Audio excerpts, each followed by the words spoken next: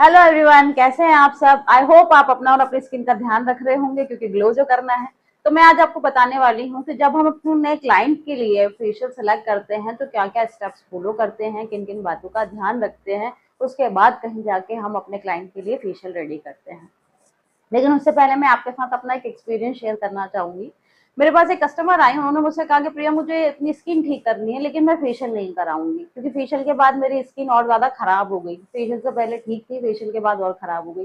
तो ये सुन के मैं शॉक थी कि ऐसे कैसे हो सकता है। तब मैंने उनसे पूछा कि आपने कौन सा फेशियल कराया, कहाँ कराया। तो उन्होंने मुझसे कहा कि जहाँ जो मेरी ब्यूटिशियन थी वो मुझे डायमंड फेशियल दे रही थी। ये सुन के मैं दोबारा से शॉक हुई क्योंकि उनकी स्किन पे जो प्रॉब्लम थी वो थी ageing sign, dullness, dehydration, pigmentation, fine lines, wrinkles, जिसमें ऑब्वियसली बात है डायमंड फेशियल की नीड नहीं थी। उन्हें दिए जाने चाहिए थे विटामिन फेशियल जो कि उनकी स्किन को यूजफुल रखने में हेल्प करते, तो उनकी स्किन की कंसर्न ऑटोमेटिकली ठीक हो जाती। लेकिन उनकी ब्यूटिशियन ने अपोजिट वर्क किया जाके, जिससे उनकी स्किन और ड्राई हो गई डायमंड फेशियल लेने से, और ज्यादा डलनेस और डिहाइड्रेशन स्किन में आ गया। तो इसलिए मैं आपसे भी कहना चाहूंगी कि जब भी आप फेशियल कराना जाते हैं आप मेक श्योर करिए, अपनी ब्यूटिशियन से बात करिए, उनसे पूछिए कि आप मेरी स्किन का टाइप बताइए, आप मेरे के लिए कौन से प्रोडक्ट यूज करेंगे, आप क्या प्रोसेस देंगे। ये डिस्कशन के बाद अगर वो आपको सेटिस्फाइंग आंसर देते हैं तो ही आप फेशियल कराइए, अदरवाइज आप फेशियल मत कराइए। और घर में फेशियल करने का बिल्कुल ना सोचें, क्योंकि जब एक ब्यूटिशियन ये हाल कर सकती हैं जो मेरे क्लाइंट का बताया मैंने आपको, तो आप घर में कैसे वो चीज कर सकते हैं।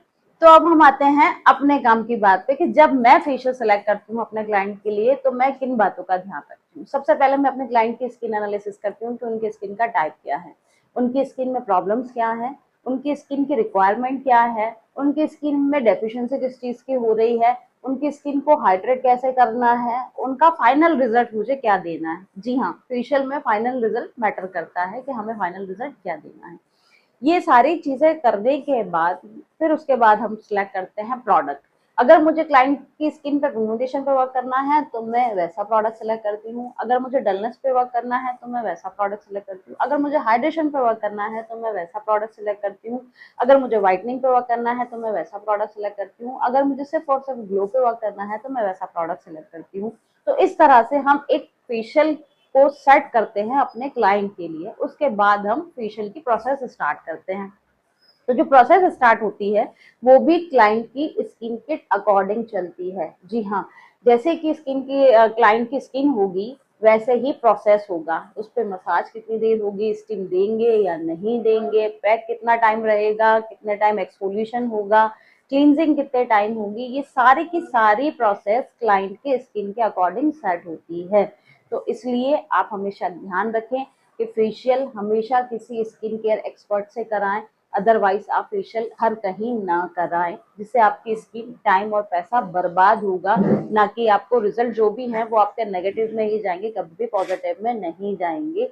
तो इसलिए ध्यान रखें, फेशियल कभी भी मसाज नहीं होता। लोगों को लगता है कि यार अच्छा फेशियल मतलब बहुत देर तक मसाज करना या स्टीम देना, थपाड़े मारना। ये फेशियल कभी भी नहीं होता। पता नहीं लोगों ने यहाँ कहाँ से ये चीज सेट कर ली है कि बहुत मसाज करेंगे तो बहुत अच्छा ग्लो आएगा, बहुत अच्छी स्किन रहेगी। नहीं, ये आपको नेगेटिव रिजल्ट देते हैं। फेशियल का मतलब स्किन की केयर, स्किन में जिन चीजों की कमी हो रही है आपको वो चीजें स्किन को प्रोवाइड करानी है, स्किन ऑटोमेटिकली ग्लो करेगी। ऊपर वाले ने ह्यूमन बॉडी इतनी अच्छे से डिजाइन की है ना कि बहुत कम एफर्ट में आप बहुत अच्छे रिजल्ट अचीव कर सकते हैं, लेकिन राइट वे में। जब आप राइट वे में कोई प्रोडक्ट, कोई प्रोसेस आपकी बॉडी को, आपकी स्किन को देते हैं तब वो ऑटोमेटिकली ग्लो करती है। आपको घिस के या रगड़ के उसको चमकाने की जरूरत नहीं है। मैंने कुछ दिनों पहले भी देखा था, एक जगह स्टीम चल रही है फेस पे और मसाज हो रही है। वो मैं देख के इतनी शॉक थी कि मैं पता नहीं स्किन का क्या हाल होने वाला है इस क्लाइंट का फाइनल रिजल्ट में। बट क्योंकि हमारी आदत नहीं है कि हम ऐसे हर कहीं नाक घुसाएं अपनी, तो इसलिए मैंने वहां कुछ नहीं कहा, ना उन क्लाइंट को कुछ कहा, ना जो कर रही थी ब्यूटिशियन उन्हें कुछ कहा।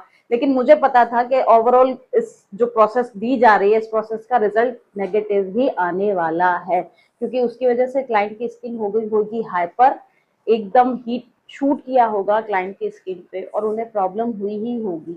तो ऐसे में आप बहुत ज्यादा ध्यान रखें अपनी स्किन के लिए। फेशियल मैंडेटरी करें लेकिन किसी स्किन केयर एक्सपर्ट के हाथों से, अदरवाइज नहीं।